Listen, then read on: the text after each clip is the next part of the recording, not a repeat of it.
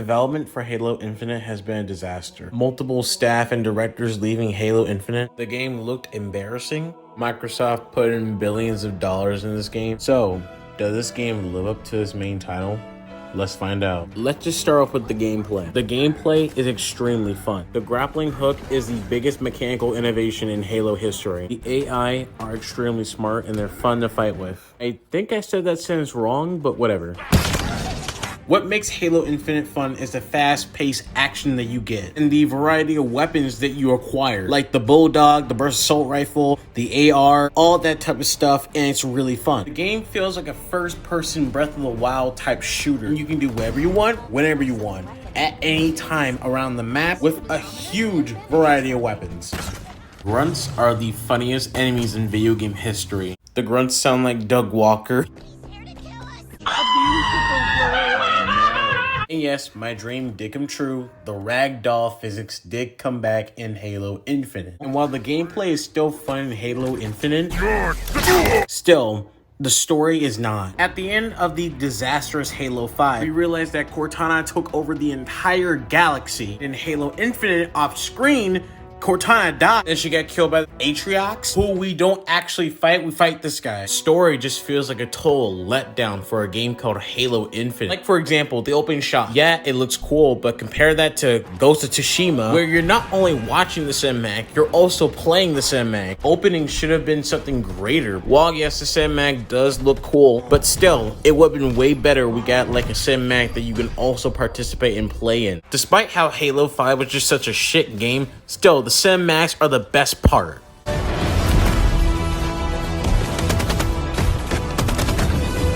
The worst part about Halo Infinite story is that it's so confusing you can't even catch up. It's just some type of bullshit with the Endless and the Forerunners. It's just so goddamn confusing. And I wish they just explained it for new players. Estrom and the Banished absolutely have no motivation to kill Master Chief at all. And even when Master Chief explains it, it makes no goddamn sense. Why is he telling you all this?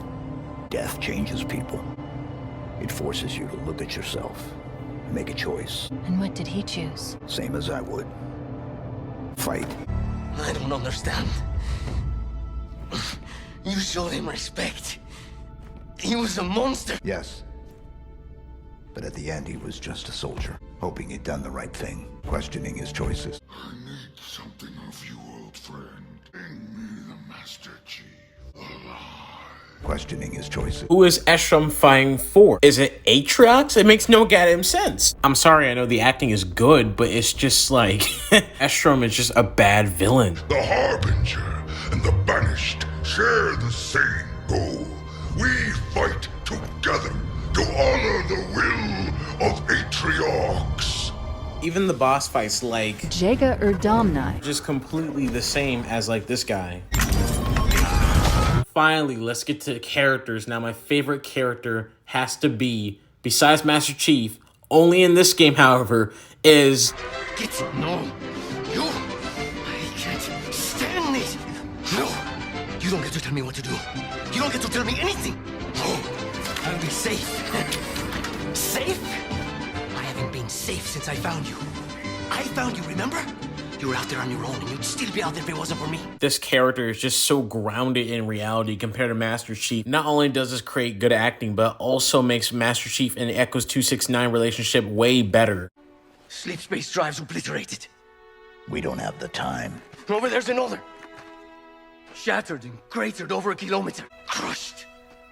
Broken. Beaten. Useless. Enough. I'm not you.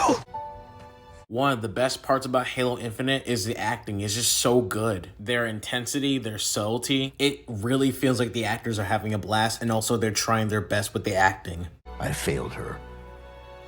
I will not fail you. Now, don't get me wrong, Zeta Halo does look breathtaking. It's just that when you compare it to Breath of the Wild and God of War, both exclusive to competing platforms, they both look way better than Halo. There's less visual variety in Halo Infinite. There's only two visual settings. One is the open world setting and the other one is a linear hallway setting. Xbox competitors are making more bigger and open world games that look way better than Halo Infinite ever could. Even in the old games, they have way more visual variety. Hell, even E3 2018, you were promised that you were gonna get trees, bushes, forests, deer, rain, water, deserts. Where is this in the campaign? Now listen, before I get my conclusions, I just want to talk about the multiplayer and how it's just so good. Multiplayer in Halo Infinite is extremely competitive. It's fun, it's exciting, it's experimental. It's way better than what Call of Duty or Battlefield 2042 has. A huge variety of locations. It's just such a good multiplayer, and I'm kicking ass in this game. Damn. Yeah, the battle pass sucked, but at least the game was getting better. Halo Infinite is a good game. The game may have a bad story, but the action and the gameplay is absolutely goddamn fun. Halo Infinite multiplayer is great. It's perfect. Again, battle pass, but still. The cinematics have a huge budget. The game has great mobility. Grapple hook is so goddamn cool. The gameplay feels like Combat Evolved, except you're faster. Graphics on Zeta Halo looks so good. Again, Breath of the Wild and God of War, but still, it looks goddamn beautiful. Especially if you're playing on the Xbox Series X or S. So what is my rating on Halo Infinite? I give the game a 8 out of 10. It's good.